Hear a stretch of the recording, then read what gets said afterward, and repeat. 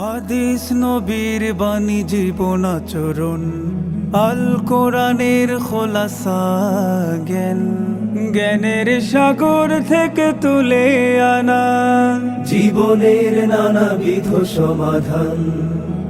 হাদিসে ঈমান বোঝা, কর্মনীতি বোঝা, সমগ্র জীবনের মর্ম ভাষা। হাদিস আমার ভালোবাসা, হাদিস আমার ভালোবাসা। আসসালামু আলাইকুম ওয়া রাহমাতুল্লাহি ওয়া বারাকাতুহু। আলহামদুলিল্লাহ ওয়াসসালাতু ওয়াসসালামু আলা রাসূলিল্লাহ ওয়া বা'দ। প্রিয় দর্শক শ্রোতা, আপনাদেরকে আন্তরিক মুবারকবাদ জানিয়ে শুরু করছি জাতীয় হিফজুল হাদিস প্রতিযোগিতা। গ্রেট ওয়াল সিরামিক প্রেজেন্টস হাদিস আমার ভালোবাসা season 2, powered by Fresh, awarded by CSRM, supported by Air Asia. উমরা পার্টনার শরীফ হজ গ্রুপ। আমাদের সঙ্গে আরও যারা রয়েছেন, কো-স্পন্সর আল আরাফা ইসলামী ব্যাংক PLC। প্রিয় দর্শক, আমরা জাতীয় হিফজুল হাদিস প্রতিযোগিতা হাদিস আমার ভালোবাসার ফাইনালিস্টদেরকে নিয়ে একক পর্ব উপভোগ করছি গত 2 দিন ধরে। আলহামদুলিল্লাহ, আজকেও একজন ফাইনালিস্ট গাইবান্ধার প্রতিযোগী মোহাম্মদ মেহেদী হাসান ভাই হাদিস আমার ভালোবাসার আজকের পর্বে পারফর্ম করবেন। আমরা দেখতে পাচ্ছি আমার ডানেই রয়েছেন গাইবান্ধার প্রতিযোগী মোহাম্মদ মেহেদী হাসান। আসসালামু আলাইকুম ওয়া রাহমাতুল্লাহি ওয়া বারাকাতুহু। প্রিয় দর্শক, যথারীতি আমাদের সঙ্গে রয়েছেন আমাদের মুহতারাম মুসাঈদ বা সহযোগী বিচারক। সহযোগী বিচারকের দায়িত্ব পালন করছেন ফদিলাতুশ শেখ মুফতি মুঈনুদ্দিন কাসেমি। আসসালামু আলাইকুম ওয়া রাহমাতুল্লাহি ওয়া বারাকাতুহু। প্রিয় দর্শক, চলুন এবার মুহাদ্দিস প্যানেল থেকে ঘুরে আসি। মুহাদ্দিস প্যানেলে রয়েছেন 2 জন বিদগ্ধ বিচারক। বিচারকের দায়িত্ব পালন করছেন আন-নূর ইনস্টিটিউট ফর আল আজহার এডুকেশনের সম্মানিত প্রতিষ্ঠাতা পরিচালক ফদিলাতুশ শেখ লুৎফে রাব্বি আফনান আল আজহারি। আসসালামু আলাইকুম ওয়া রাহমাতুল্লাহি ওয়া বারাকাতুহু। প্রিয় দর্শক, আরও একজন বিদগ্ধ বিচারক রয়েছেন আজকের বিচারিক প্যানেলে। বিচারক হিসেবে দায়িত্ব পালন করবেন মাদ্রাসা দারুস সুন্নাহ মিরপুর ঢাকার সম্মানিত শিক্ষক ফদিলাতুশ শেখ রাইহান উদ্দিন বিন শহীদুল্লাহ। আসসালামু আলাইকুম ওয়া রাহমাতুল্লাহি ওয়া বারাকাতুহু। প্রিয় দর্শক, যথারীতি আমাদের সঙ্গে রয়েছেন আমাদের তত্ত্বাবধায়কের দায়িত্ব পালন করছেন ধানমন্ডি মসজিদুত তাকওয়া সোসাইটির সম্মানিত খতিব ফদিলাতুশ শেখ মুফতি সাইফুল ইসলাম। আসসালামু আলাইকুম ওয়া রাহমাতুল্লাহি ওয়া বারাকাতুহু। ওয়ালাইকুম আসসালাম ওয়া রাহমাতুল্লাহি ওয়া বারাকাতুহু। মুহতারাম মুশরিফ, বিজ্ঞ বিচারকদ্বয়, মুহতারাম মুসাঈদ, প্রিয় প্রতিযোগী, সেই সাথে প্রিয় দর্শক, আপনাদেরকে হাদিস আমার ভালোবাসার আজকের একক পর্বে স্বাগত জানাচ্ছি আমি নিজাম বিন মুহিব। প্রিয় দর্শক, গত 2টি পর্ব নিশ্চয়ই আপনারা উপভোগ করেছেন এবং দেখেছেন আমাদের প্রত্যেক প্রতিযোগী হিফজুল হাদিস রাউন্ডে শুরুতেই 12টি মুখস্থ হাদিস আমাদেরকে শুনিয়েছে। আজকেও এর ব্যত্যয় ঘটবে না। শুরুতেই গাইবান্ধার প্রতিযোগী মোহাম্মদ মেহেদী হাসান ভাই আমাদেরকে 12টি মুখস্থ হাদিস শোনাচ্ছেন।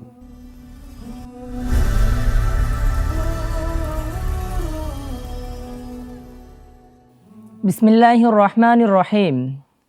عن أبي هريرة رضي الله عنه قال ينهى عن صيامين وبيعتين الفطر والنحر والملامسة والمنابذة متفق عليه.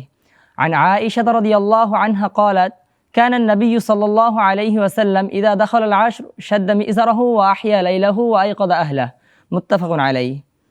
عن أبي هريرة رضي الله عنه قال كان النبي صلى الله عليه وسلم يعتكف في كل رمضان 10 أيام فلما كان العام الذي قبض فيه اعتكف 20 يوما.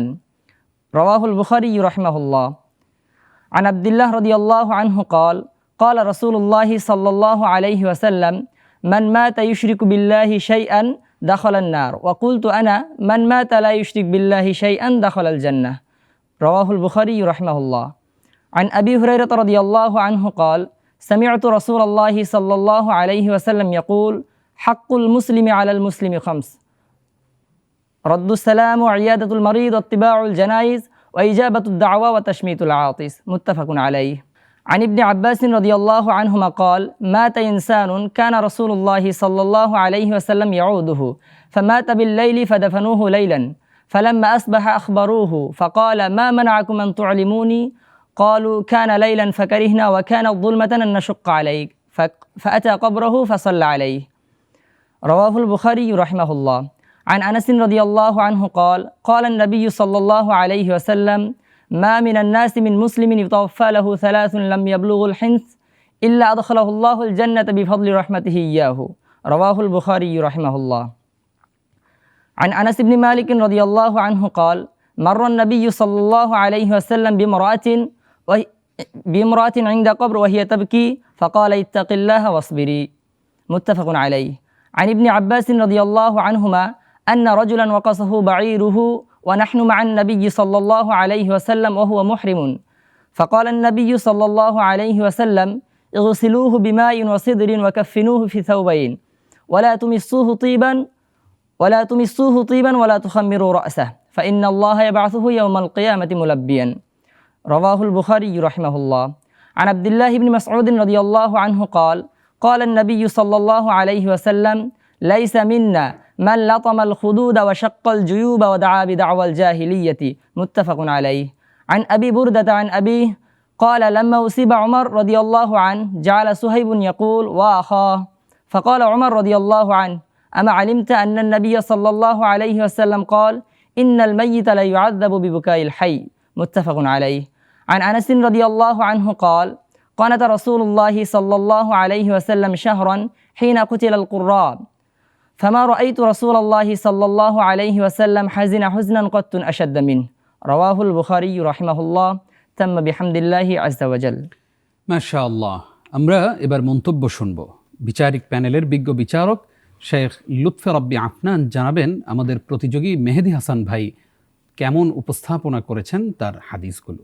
এই পর্যায়ে এসে হাদিস উপস্থাপনের ক্ষেত্রে আরও সতর্কতা কাম্য ছিল। আপনার উপস্থাপন এবং হাদিস বাছাই সুন্দর ছিল, তবে পড়ার ক্ষেত্রে বেশ কিছু জায়গায় ত্রুটি এখনও হয়ে গেছে। যেমন আপনি ষষ্ঠ হাদিসের মধ্যে বলেছেন ফা আতা কবরুহু ফাসল্লা আলাইহি, এখানে হয় ফা আতা কবরহু, এবং ওয়াকানাত জুলমাতান এই অংশটাও স্পষ্ট হয়নি। আবার 3 নম্বর হাদিসের মধ্যে ইতিকাফা 20 ইয়াওমান, এখানেও অস্পষ্টতা ছিল।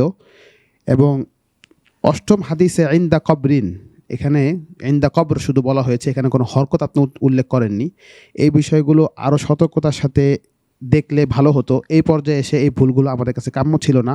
আল্লাহ তাআলা আপনার জন্য আলো ভালো করুন, দোয়া করি। মন্তব্য করছেন শেখ রায়হান উদ্দিন বিন শহীদুল্লাহ।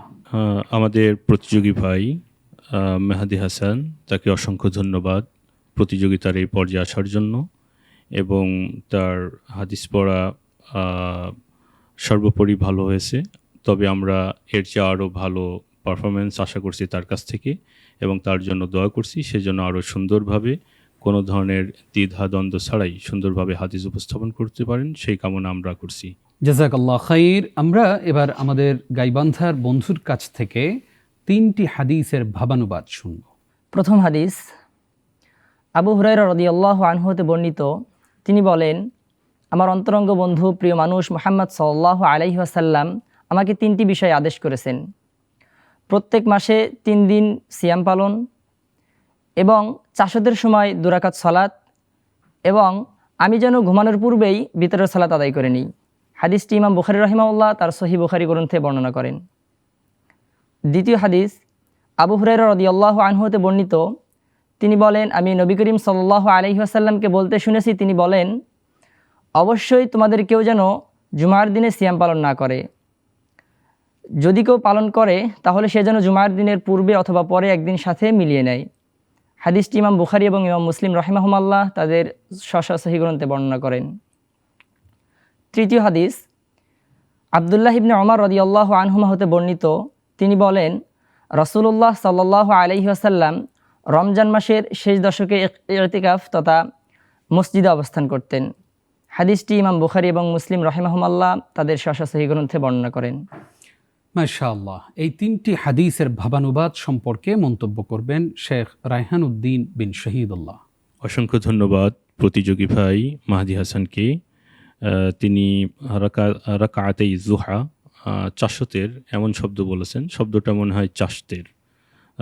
আশা করি সামনে বাংলা উচ্চারণগুলো সঠিকভাবে করবেন। তিনি ভালো করেছেন, তার আমরা আরও ভালো অনুবাদ আশা করছি তার কাছ থেকে। মন্তব্য করছেন শেখ লুৎফে রব্বি আফনান। আমাদের প্রতিযোগী বন্ধু মেহেদী হাসান ভাই অনুবাদের জন্য একই বিষয়ে 3টি হাদিস নিয়েছেন। যদি হাদিসের মধ্যে বৈচিত্র্য আসতো তাহলে আরও ভালো হতো। আর অনুবাদ সুন্দর হয়েছে, তবে দ্বিতীয় হাদিসের মধ্যে আপনি লা ইয়াসুমান্নার অনুবাদ করেছেন যে অবশ্যই। এখানে আসলে বিষয়টা অবশ্যই নয়, কখনোই। কখনোই বললে যে কখনোই কেউ যেন জুমার দিন, শুধুমাত্র জুমার দিন রোজা না রাখে, এভাবে বললে ভাবানুবাদটা আরও স্পষ্ট হয়, সুন্দর হয়। এই বিষয়গুলো আমরা খেয়াল রাখবো ইনশাআল্লাহ। ইনশাআল্লাহ। প্রিয় দর্শক, যাচ্ছি হিফজুল হাদিস রাউন্ডের দ্বিতীয় অংশে। এই অংশে আমাদের বিজ্ঞ বিচারকদ্বয় 4টি করে মোট 8টি প্রশ্ন করবেন আমাদের এই প্রতিযোগীকে। শুরুতেই আমাদের প্রতিযোগী মোহাম্মদ মেহেদি হাসান ভাইকে 4টি প্রশ্ন করছেন শেখ লুৎফে রাব্বি আফনান আজহারি। মেহেদি হাসান ভাইয়ের জন্য প্রথম প্রশ্ন, আনাস রাদিয়াল্লাহু আনহু থেকে বর্ণিত একটি রিওয়ায়েতে রাসূলুল্লাহ সাল্লাল্লাহু আলাইহি সাল্লাম কিছু কিয়ামতের আলামত বলেছেন। আপনি হাদিসটি উল্লেখ করে আমাদেরকে সেই বিষয়গুলো জানাবেন। عن أنس رضي الله عنه قال قال النبي صلى الله عليه وسلم إن من أشراط الساعة أن يرفع العلم ويثبت الجهل ويشرب الخمر ويظهر الزنا رواه البخاري رحمه الله। অনুবাদটা বলবেন আমাদেরকে। বিশিষ্ট সাহাবী আনাস বিন মালিক রাদিয়াল্লাহু আনহু হতে বর্ণিত, তিনি বলেন রাসূলুল্লাহ সাল্লাল্লাহু আলাইহি ওয়াসাল্লাম বলেছেন যে কিয়ামতের অন্যতম যে সমস্ত আলামত তার মধ্যে একটি হচ্ছে ইলম উঠে যাবে এবং মূর্খতা বর্ষণ হবে, তথা মূর্খতা মানুষের মাঝে ছড়িয়ে পড়বে এবং মদ্যপান বৃদ্ধি পাবে এবং জিনার হার বৃদ্ধি পাবে। হাদিসটি ইমাম বুখারী রাহিমাহুল্লাহ বর্ণনা করেন। ধন্যবাদ আপনাকে, আপনি হাদিসটি সঠিক উল্লেখ করেছেন। তবে প্রথম বিষয় হলো এটি মুত্তাফাক আলাইহি রিওয়ায়াত, এটা শুধু ইমাম বুখারী না, বুখারী এবং মুসলিম উভয় কিতাবে এসেছে। দ্বিতীয় বিষয় হলো ওয়ায়াসবুতাল জাহলু, অর্থাৎ অজ্ঞতা সমাজের মধ্যে অনেকভাবে গেড়ে বসবে, এটাকে মানে স্থির হয়ে যাবে, এই অর্থটা শুধু ছড়িয়ে যাবে না, বরং অজ্ঞতা প্রকটভাবে দেখা দিবে। এইভাবে অনুবাদটা করলে সুন্দর হতো। ধন্যবাদ আপনাকে, আপনার উত্তরটি সঠিক হয়েছে। আপনার জন্য দ্বিতীয় প্রশ্ন, সালাতের মধ্যে যদি ইমাম সাহেব ভুল করেন সেক্ষেত্রে তাকে লোকমা দেওয়া বা তাকে ভুল ধরিয়ে দেওয়ার সুন্নাহ সম্মত পদ্ধতি কি? আবু হুরায়রা রাদিয়াল্লাহু আনহু থেকে হাদিসটি বর্ণিত আছে, রাসূলুল্লাহ সাল্লাল্লাহু আলাইহি ওয়াসাল্লাম বলতেছেন আত-তাসবিহু লির-রিজাল ওয়াত-তাসফিকু লিন-নিসা, অর্থাৎ সালাতে যদি ইমামের যদি কোনো ভুল ধরা পড়ে বা মুসল্লিরা যদি কোনো ভুল লক্ষ্য করে, তখন যদি মুসল্লিরা পুরুষ হয় তাহলে তারা সুবহানাল্লাহ বলবে এবং মহিলারা বলবে আত-তাসফিক, মহিলাদের জন্য হাত তালি দিবে, তথা এক হাতের তালি দিয়ে আরেক হাতের পিঠে এরকম আওয়াজ করবে। হাদিসটি ইমাম মুসলিম রাহিমাহুল্লাহ বর্ণনা করেন। অর্থাৎ নামাতে যেভাবে তারা হাত বেঁধে থাকে সেই অবস্থার মধ্যেই তারা আওয়াজ করবে, আলাদাভাবে হাততালি দিবে না। ধন্যবাদ আপনাকে, আপনার উত্তরটি সঠিক হয়েছে। আপনার জন্য তৃতীয় প্রশ্ন, আমি একটা হাদিস বলবো, আপনি হাদিসের ব্যাখ্যাটা আমাদেরকে জানাবেন। আন আয়েশা রাদিয়াল্লাহু আনহা ক্বালাত ক্বালা রাসূলুল্লাহ সাল্লাল্লাহু আলাইহি ওয়াসাল্লাম আবগাদুর রিজালি ইলাল্লাহি আল আলাদ্দুল খসম। আয়েশা রাদিয়াল্লাহু আনহা থেকে হাদিসটি বর্ণিত, তিনি বলতেছেন রাসূল সাল্লাল্লাহু আলাইহি ওয়াসাল্লাম বলেছেন যে আল্লাহর নিকটে সবচাইতে নিকৃষ্ট এবং রাগান্বিত ব্যক্তি সেই ব্যক্তি যে ব্যক্তি নাকি অধিক ঝগড়াটে, মানুষের সাথে সবসময় ঝগড়া করে বেড়ায়, এমন ব্যক্তি। অর্থাৎ এখানে কয়েকটি বিষয় ইঙ্গিত আছে, তার ভিতরে অন্যতম সেটি হচ্ছে যে মানুষ, যে বিষয়টি আরেকটি হাদিসে বর্ণিত আছে যে মিন হুসনি ইসলামিল মারই তারকুহু মা লা ইয়ানিহি, যে ব্যক্তির ইসলামের ভিতরে যে সৌন্দর্য ব্যক্তিকে সৌন্দর্যমণ্ডিত করবে তার ভিতরে অন্যতম একটি বিষয় হচ্ছে যে ব্যক্তির যেটা উপকার আসে না সেটিকে পরিত্যাগ করবে, আর মানুষের ঝগড়াটা কখনো উপকার আসে না। আর এই জন্য রাসূলুল্লাহ এখানে আসলে দুইটা শব্দ এসেছে, আল আলাদ এবং আল খাসম। খাসম এটা ঝগড়া করা, তবে আলাদ বলতে কি বোঝায়? অধিক পরিমাণে। জি, অধিক পরিমাণে। আপনার জন্য উত্তরটি সঠিক হয়েছে, আপনাকে ধন্যবাদ। আপনার জন্য চতুর্থ প্রশ্ন হচ্ছে, কোনো ব্যক্তি মসজিদে আসার পথে বা মসজিদে এসে দেখলো যে একামত শুরু হয়ে গিয়েছে, তখন সে কিভাবে সালাতে অংশগ্রহণ করবে? আবু হুরায়রা রাদিয়াল্লাহু আনহু থেকে একটি হাদিস বর্ণিত আছে, রাসূলুল্লাহ সাল্লাল্লাহু আলাইহি ওয়াসাল্লাম বলতেছেন যে যখন তোমরা ইকামত শুনতে পাবে তখন তোমরা সালাতের দিকে হেঁটে হেঁটে যাও। আলাইকুম বিস-সাকিনাতি ওয়াল ওয়াকার, তোমরা ধীরস্থিরতা সহকারে এবং গম্ভীর্যতা সহকারে হেঁটে যাবে। লা তুসরিউ, তোমরা দৌড়িয়ে যাবে না, তাড়াহুড়া করে যাবে না। যা তোমরা মা আদরাকতুম ফাতিম্মু, মানে যা তোমরা যতটুকু সালাত পাবে ততটুকু পড়ে নিবে এবং যতটুকু ছুটে যাবে ততটুকু আদায় করে নিবে। এর সার কথা হলো যে তাড়াহুড়া করে জামাতে শরীক হওয়ার জন্য বা রাকাত ধরার জন্য তাড়াহুড়া করা এটা সুন্নাহ পদ্ধতি নয়, বরং ধীরস্থিরভাবে যে জামাতে শরীক হওয়াটাই সুন্নাহ সম্মত পদ্ধতি। আপনার উত্তরটি সঠিক হয়েছে, আপনার জন্য অনেক শুভকামনা রইল। প্রিয় দর্শক, বাকি 4টি প্রশ্ন করবেন বিজ্ঞ বিচারক রায়হান উদ্দিন বিন শহীদুল্লাহ।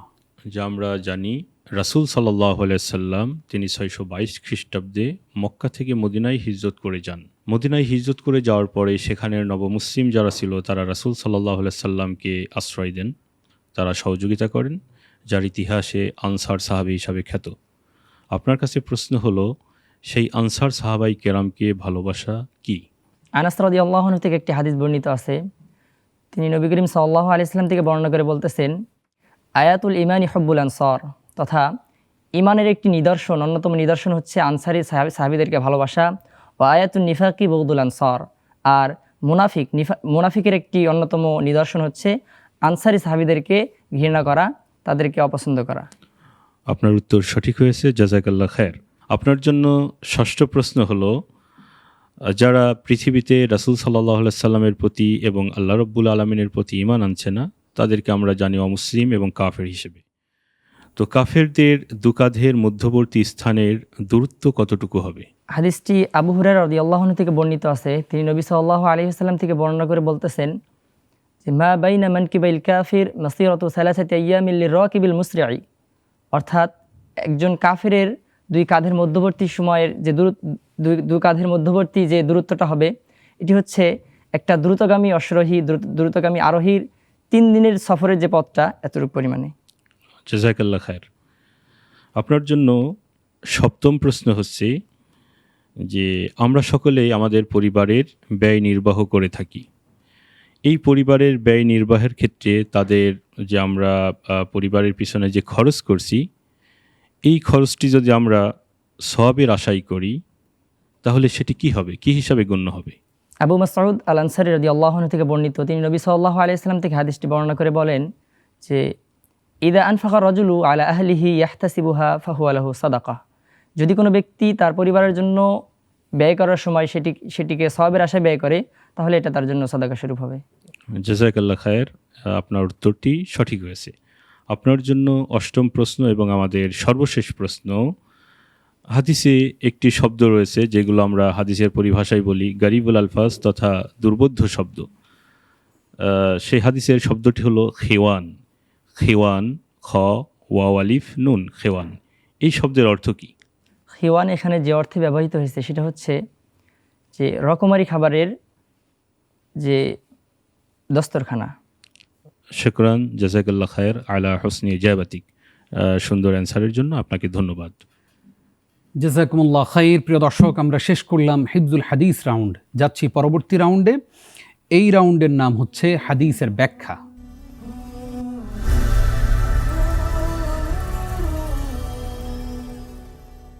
এই রাউন্ড পরিচালনা করবেন আমাদের মুহতারাম মুসাঈদ বা সহযোগী বিচারক। মুহতারাম মুসাঈদ মুফতি মুঈনুদ্দিন কাসেমি হাফিজাহুল্লাহ তার সামনে থাকা জার থেকে আমাদের এই প্রতিযোগীর জন্য একটি কুপন তুলবেন, আর সেখানেই রয়েছে প্রশ্ন। সেই প্রশ্নের আলোকেই আমরা জবাব জানব ইনশাআল্লাহ।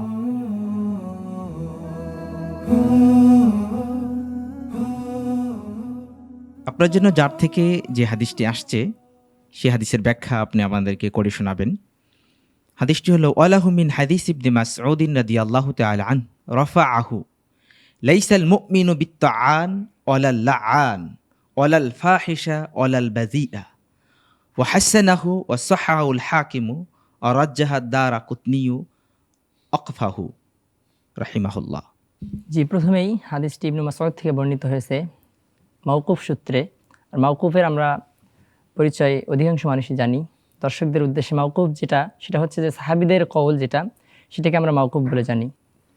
মাওকুফ সূত্রে হাদিসটি বর্ণিত হয়েছে যে একজন মুমিন কখনো অধিক পরিমাণে লাআনতকারী এবং অধিক পরিমাণে খোঁটাদানকারী এবং অশ্লীল এবং নিকৃষ্ট হতে পারে না একজন মুমিন ব্যক্তি। তথা এখানে আমাদের হাদিস যে মেসেজটি দিয়েছে যে একজন মুমিনের ভিতরে এই গুণগুলো থাকা কখনোই উচিত না। আবু দারদাহ রাদিয়াল্লাহু আনহু থেকে একটি হাদিস বর্ণিত আছে। রাসূলুল্লাহ সাল্লাল্লাহু আলাইহি ওয়াসাল্লাম বলতেছেন, ইন্নাল লাআনিনা লা ইয়াকুনুনা শুফাআ ওয়ালা শুহাদা ইয়াউমাল কিয়ামাহ, যে একজন অধিক পরিমাণে লাআনতকারী ব্যক্তি কখনো কিয়ামতের দিন সুপারিশকারী এবং আল্লাহর নিকট সাক্ষ্যদানকারী হতে পারবে না। তথা দুই হাদিসের ভিতরে যে আমরা সমন্বয় করতে যাই, এই হাদিসটি দুই হাদিসের ভিতরেই রাসূলুল্লাহ সাল্লাল্লাহু আলাইহি ওয়াসাল্লাম বলতেছেন যে একজন মুমিনের কখনো এগুলো বৈশিষ্ট্য হতে পারে না, যে রূপটি এই সমস্ত বৈশিষ্ট্যগুলো মুমিনের ভিতরে থাকা। অলাল বেদিয়া একটা শব্দ আসছে, সেই শব্দের তর্জমাটা কি করেছেন? জি, ওয়ালাল বাদিয়া অর্থ হচ্ছে নিকৃষ্টভাষী। নির্লজ্জ, ইতর। আচ্ছা, আপনার জন্য সম্পূরক প্রশ্ন হলো যে এখানে একটি শব্দ আসছে অসহাউল হাকিম। হাদিসের পরিভাষায়, উসুল হাদিসের পরিভাষায় হাকিম কাদেরকে বলা হয়? জি, এখানে মূলত হাকিম দ্বারা যে উদ্দেশ্য সেটি হচ্ছে ইমাম হাকিম রহিমাহুল্লাহ তিনি হাদিসটিকে সহি বলেছেন। আর উসুল হাদিস বিশারদদের মতে যে হাকিম যাদেরকে বলা হয় তারা হচ্ছেন যে যাদের নিকটে অধিকাংশ হাদিসই জানা, খুব অল্প সংখ্যক হাদিসই আছে যে সমস্ত হাদিস তাদের অজানা থাকে, তাকে হাকিম বলা হয়। মাশাআল্লাহ, আপনি চমৎকার বলেছেন। আপনার জন্য শুভকামনা। জাযাকাল্লাহু তাআলা। প্রিয় দর্শক, আমরা শেষ করলাম হাদিসের ব্যাখ্যা রাউন্ড। যাচ্ছি পরবর্তী রাউন্ডে। এই রাউন্ডের নাম কে সেই রাবি।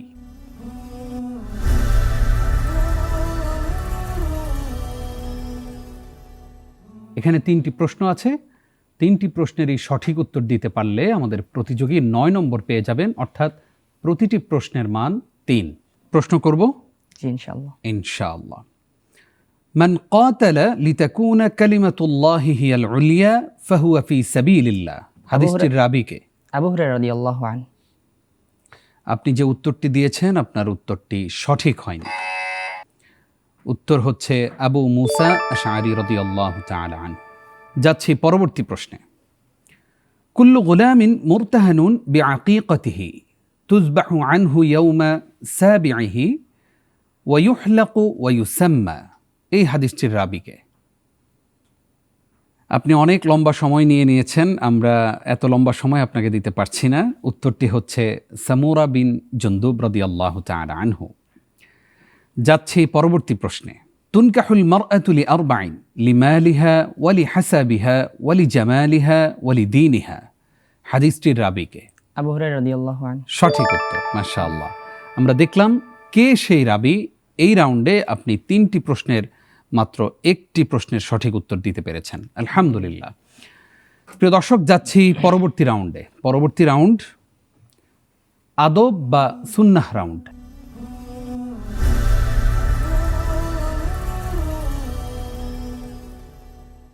এই রাউন্ডেও আমাদের মুহতারাম মুসাঈদ তার সামনে থাকা জার থেকে একটি কুপন তুলবেন এবং সেখানেই থাকবে যে কোনো একটি বিষয়। সেই বিষয়ের উপর হয় 10টি আদব অথবা 10টি সুন্নাহ। আমাদের মুহতারাম মুসাঈদ আজকের প্রতিযোগীকে জিজ্ঞাসা করবেন।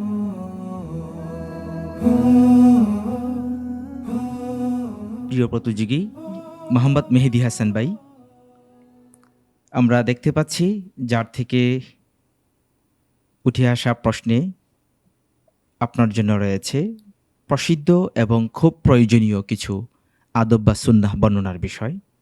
তা হলো খাদ্য গ্রহণের 10টি আদব বা সুন্নাহ আপনি আমাদেরকে শোনাবেন। প্রথম, হাত ধৌত করা। দ্বিতীয়ত, বিসমিল্লাহ বলা।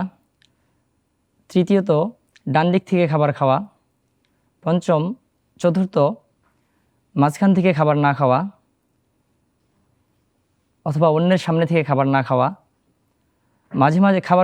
পঞ্চম, মাঝে মাঝে খাবার মাঝখানে আলহামদুলিল্লাহ বলা। ষষ্ঠ, রাসূলের যে সুন্নাহ পদ্ধতি আছে এই সুন্নাহ পদ্ধতি অনুযায়ী বসা সাল্লাল্লাহু আলাইহি ওয়াসাল্লাম। সপ্তম, সকলে মিলে একসাথে খাবার খাওয়া। অষ্টম, খাবার শেষে আঙ্গুলগুলো ভালো করে চেটে নেওয়া। নবম, খাবার শেষে প্লেট তথা থালা ভালো করে চেটে নেওয়া। দশম, খাবার শেষে যে দোয়া রয়েছে দোয়াটি পাঠ করা। দোয়াটি আমাদেরকে একটু শোনান। জি, প্রথমত হাত ধোয়া শেষে আলহামদুলিল্লাহ বলবে এবং আরও একটি দোয়া রয়েছে, আলহামদুলিল্লাহিল্লাযী আত'আমানি হাযা ওয়া রাযাকানিহি মিন গায়রি হাওলিন মিন্নি ওয়ালা কুওয়া। এই দোয়াটি পাঠ করবে। মাশাআল্লাহ, আপনি চমৎকার বলেছেন। আপনার জন্য শুভকামনা রইল। প্রিয় দর্শক, আমরাও খাবার গ্রহণের সময় এই আদবগুলো সুন্নাহগুলোর প্রতি অবশ্যই খেয়াল রাখবো। আল্লাহ তাআলা আমাদের সকলকে তৌফিক দান করুন। আল্লাহুম্মা আমিন। যাচ্ছি পরবর্তী এবং সর্বশেষ রাউন্ড, ঝটপট রাউন্ডে।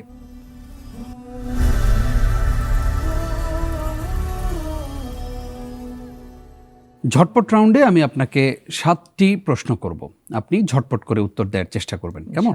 ইনশাআল্লাহ। মানুষের মাঝে খুব বেশি প্রদক্ষিণকারী প্রাণী কোনটি? বিড়াল। সঠিক উত্তর।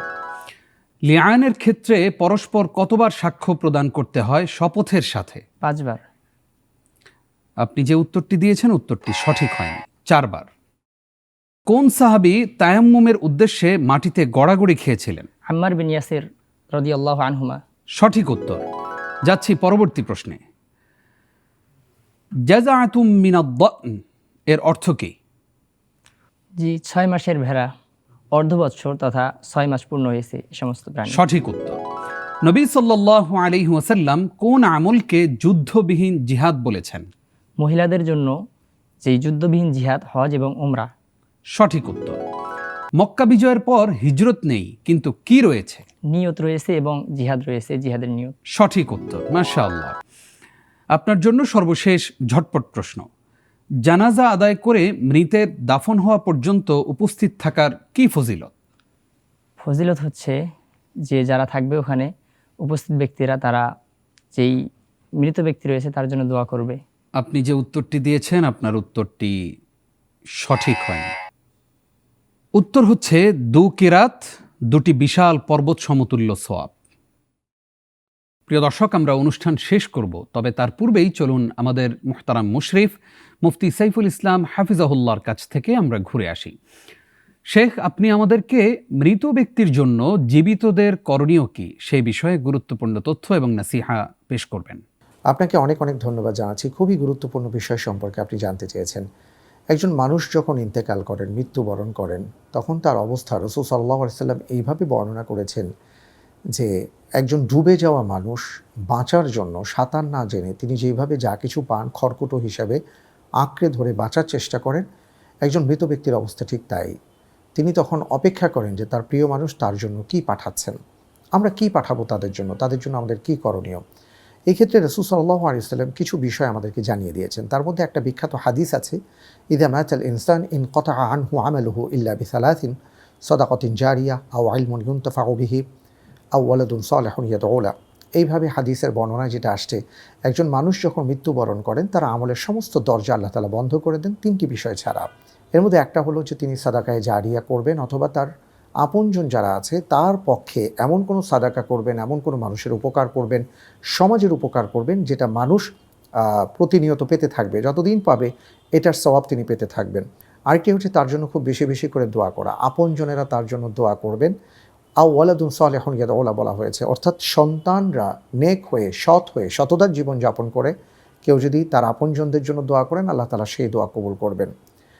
আরেকটি বিষয় বলা হয়েছে আও ইলমুন ইউনতাফাউ বিহি, তিনি যদি জ্ঞানের পৃষ্ঠপোষকতা করেন, অথবা তার পক্ষে তার আপনজনেরা যদি আল্লাহ তাআলার দ্বীন, তার কোরআন হাদিস বা মানুষের উপকারী জ্ঞান প্রচার প্রসারে যদি কাজ করে যান, এটার সওয়াব তিনি পেতে থাকবেন।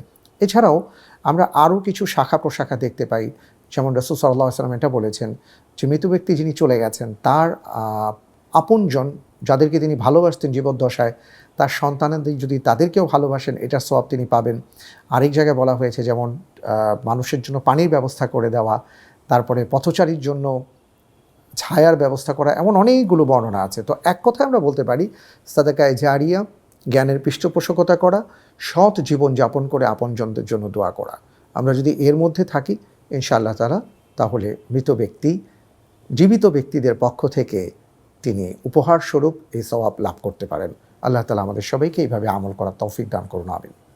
জাযাকাল্লাহ খাইর। উস্তাজ অনেক গুরুত্বপূর্ণ পরামর্শ আমাদেরকে দিয়েছেন। আশা করছি আমাদের সকল দর্শক শ্রোতা সেই অনুযায়ী সুন্দর করে মৃতদের সঙ্গে আচরণ করবেন, এবং আমরা চেষ্টা করব মৃত মানুষকে দাফন করার ক্ষেত্রেও যত দ্রুত সম্ভব দাফন করা যায়। আল্লাহ রাব্বুল আলামিন আমাদেরকে বুঝার এবং আমল করার তৌফিক দান করুক, আমিন। প্রিয় দর্শক, চলুন এবার আজকের প্রতিযোগী গাইবান্ধার বন্ধু মোহাম্মদ মেহেদী হাসান বিজ্ঞ বিচারকদের কাছ থেকে কত নম্বর পেল আমরা এক নজরে দেখে আসি।